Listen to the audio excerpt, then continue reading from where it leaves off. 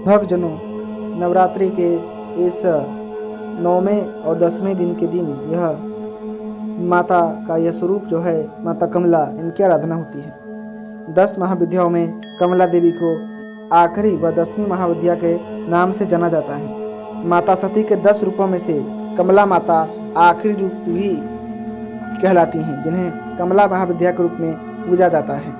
इन्हें माता लक्ष्मी के समकक्ष माना गया है, अर्थात यह एक तरह से माता लक्ष्मी का ही रूप है। कमला माँ की पूजा करने से माँ लक्ष्मी के समान ही फल की प्राप्ति होती है। आपने भी बहुत जगह माँ लक्ष्मी को माँ कमला के नाम से संबोधित होते हुए सुना होगा। आज हम आपको कमला माता की कहानी, महत्व, साधना मंत्र के लाभ इत्यादि विस्तार से बताएंगे।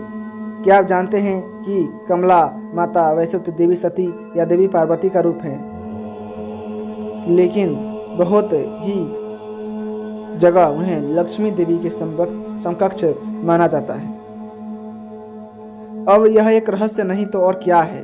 हालांकि इससे यह स्पष्ट हो जाता है कि देवी के सभी रूप आपस में जुड़े हुए हैं। कमला माँ यह दिखाती हैं कि देवी पार्वती ही देवी लक्ष्मी हैं और देवी लक्ष्मी ही देवी पार्वती हैं। अब हम यहाँ कमला माता के उस रूप की चर्चा करने वाले हैं जिस कारण उनकी उत्पत्ति हुई और वे कमला माता कहलाई। इसके पीछे शिव और सती की एक रोचक कथा जुड़ी हुई है, जिसके बारे में शायद आपने सुन भी रखा होगा। हालांकि आपने माता सती के आत्मदाह के बारे में सुना होगा, उससे पहले क्या हुआ था इसके बारे में आपको नहीं पता होगा। इसलिए आज हम आपके साथ सबसे पहले कमला माता की कथा की झांझा करने वाले। यह कथा बहुत ही रोचक है, जो भगवान शिव और उनकी प्रथम पत्नी माता सती से जुड़ी हुई है। हालांकि उनकी दूसरी पत्नी माता पार्वती माँ सती का ही पुनर्जन्म मानी जाती है। कमला महाविद्या कहानी के अनुसार एक बार माता सती के पिता राजा दक्ष ने विशाल यज्ञ का आयोजन करवाया था। चूंकि राजा दक्ष भगवान शिव से द्वेष भावना रखते थे और अपनी पुत्री सती के द्वारा उनसे विवाह किए जाने के कारण क्षुब्ध थे, इसलिए उन्होंने उन दोनों को इस यज्ञ में नहीं बुलाया। भगवान शिव इस बारे में जानते थे, लेकिन माता सती इस बात से अनभिज्ञ थी।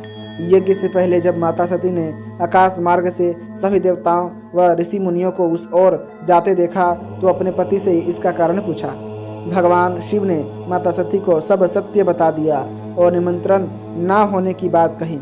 तब माता सती ने भगवान शिव से कहा कि एक पुत्री को अपने पिता की यज्ञ में जाने के लिए निमंत्रण की आवश्यकता नहीं होती है।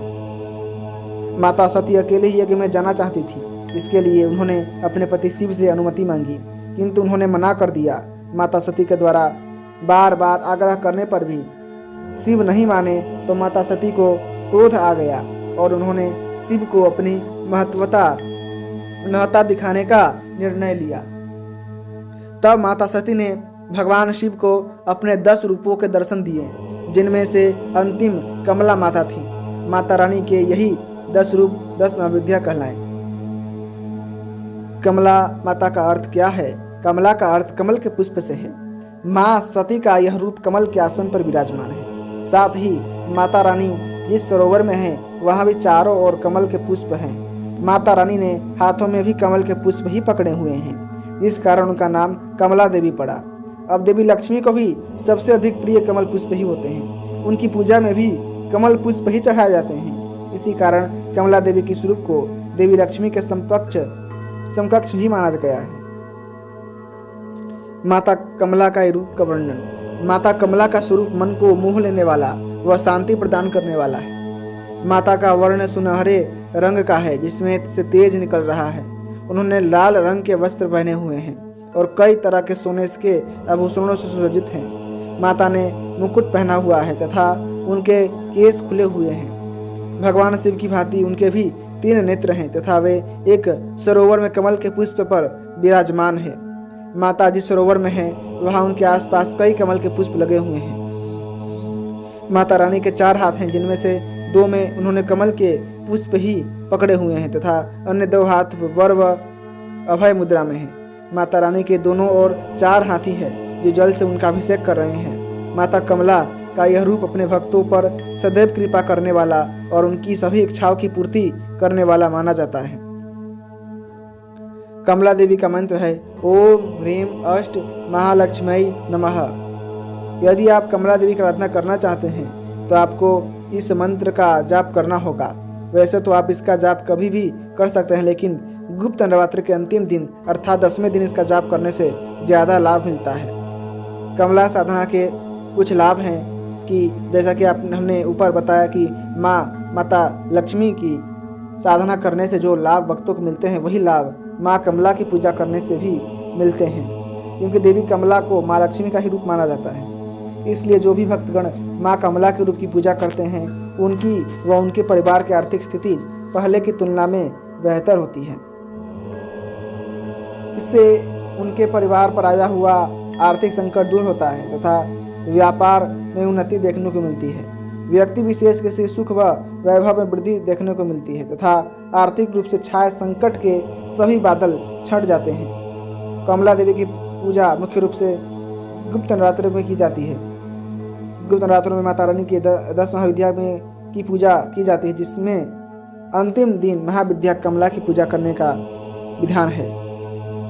माँ कमला से जुड़ी एक और कथा है कि माता का जो प्रादुर्भाव था वो समुद्र मंथन से हुआ था, जो आप सब जानते हैं। उसमें जब देवता और असुर में युद्ध हुआ था तब दोनों में एक संधि करवाया गया प्रभु शिव जी के द्वारा कि अब से आप दोनों नहीं लड़ेंगे बल्कि एक समुद्र मंथन करवाएंगे, जिसमें वासुकी के नाग के द्वारा आप दोनों मंथन करेंगे और समुद्र मंथन करके जितने भी रत्न निकलेंगे वो रत्न आप दोनों देवता और असुर आधे आधे बांट लेंगे। परंतु